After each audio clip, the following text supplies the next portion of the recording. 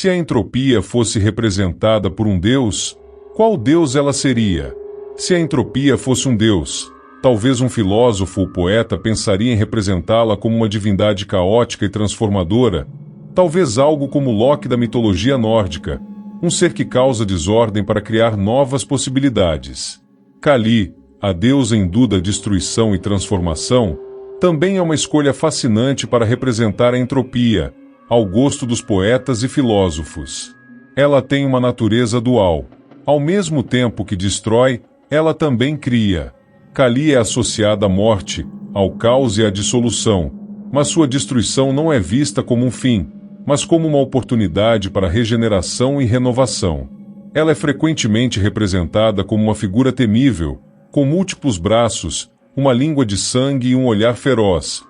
Mas essa imagem é simbólica de sua capacidade de destruir o ego, as ilusões e as formas obsoletas. A destruição que Kali traz não é só física, mas também espiritual, pois ela destrói a falsa ordem e a ilusão do controle, permitindo que a verdadeira transformação aconteça. Assim como a entropia, que dissolve a ordem natural das coisas para um estado de aparente caos, Kali age como uma força que remove aquilo que está desatualizado ou obsoleto, preparando o terreno para uma nova ordem, que pode emergir do caos. Em muitos aspectos, ela é vista como uma força cósmica essencial para o ciclo eterno de criação, preservação e destruição, um ciclo que é indissociável da própria existência.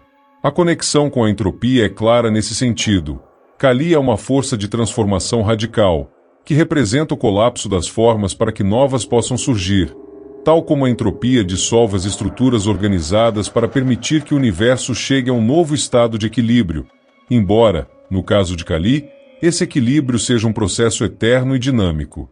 Kali poderia ser uma deusa perfeita para representar a entropia, não como um fim sombrio, mas como parte de um ciclo cósmico de renovação, a destruição e a transformação que abrem um caminho para novas formas e novas possibilidades. Saturno, o deus romano do tempo, da agricultura e das colheitas, também pode ser uma representação intrigante da entropia, especialmente no contexto da sua relação com a inevitabilidade da destruição e do ciclo natural. Ele é uma figura ambígua. Por um lado, ele é o deus da colheita e da abundância, e por outro, ele está associado ao fim de ciclos e ao processo de dissolução do que foi cultivado. Na mitologia, Saturno, ou Cronos, em sua versão grega, é frequentemente ligado ao conceito de tempo implacável e à destruição das coisas que o tempo toca. Ele devorava seus filhos por medo de ser destronado, representando o medo da decadência e do fim, um reflexo do próprio processo de entropia, onde tudo eventualmente entra em colapso ou se desgasta.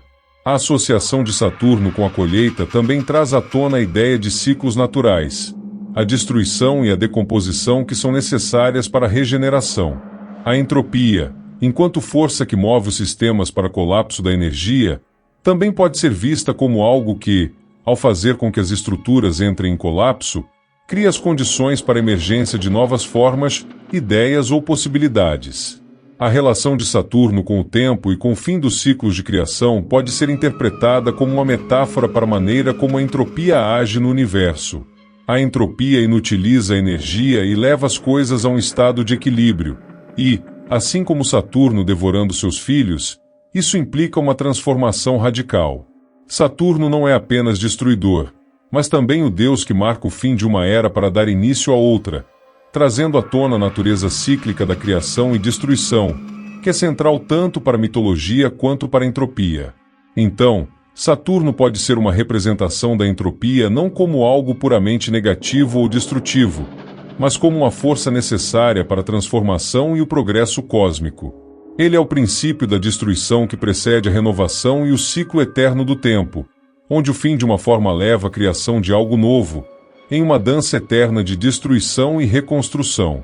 Em resumo, Saturno encaixa-se muito bem como uma figura de entropia, dado seu papel no tempo, na destruição e na renovação, além de sua associação com os ciclos da vida, da morte e da dissipação total.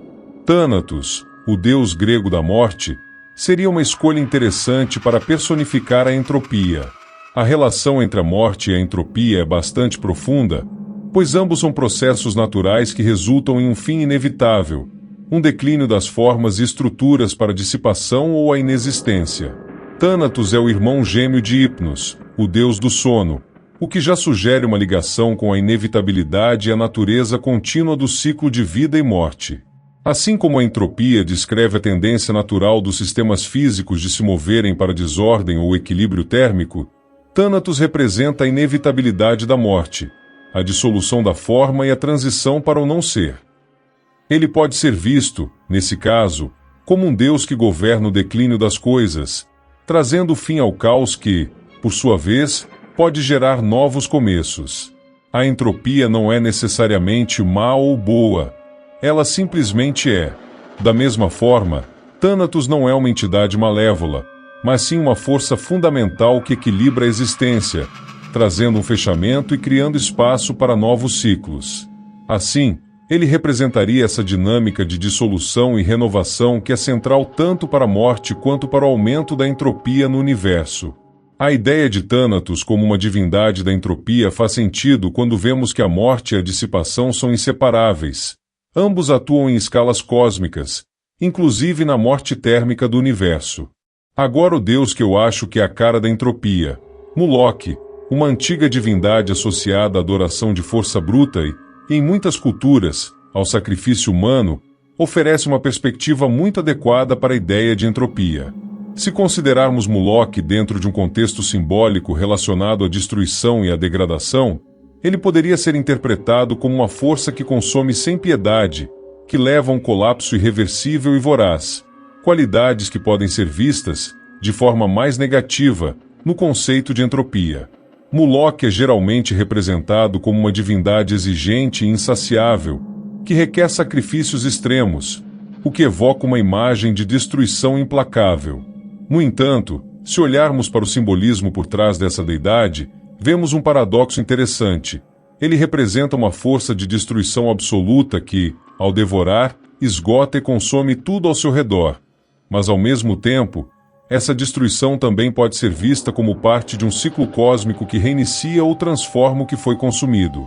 A entropia, em sua essência, descreve a tendência dos sistemas a se moverem de estados mais integrados para estados de maior dissipação, o que é muitas vezes uma forma de consumo de energia ou organização.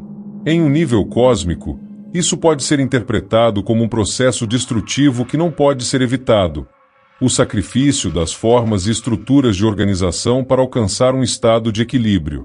Porém, onde Moloch diverge de deidades como Kali ou Saturno, que tem uma ligação com renovação e o ciclo de vida, é que ele representa uma destruição absoluta e muitas vezes sem retorno.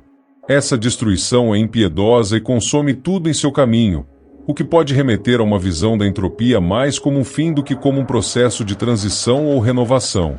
Moloch personifica a face mais brutal e impessoal da destruição, que não traz necessariamente um novo começo, mas apenas a aniquilação total. Em termos simbólicos, a associação de Moloch com a entropia poderia refletir a face mais realista dessa força, no que tange à física da termodinâmica. A ideia de um colapso universal que não oferece promessas de renovação ou transformação, mas sim a perda absoluta de estrutura.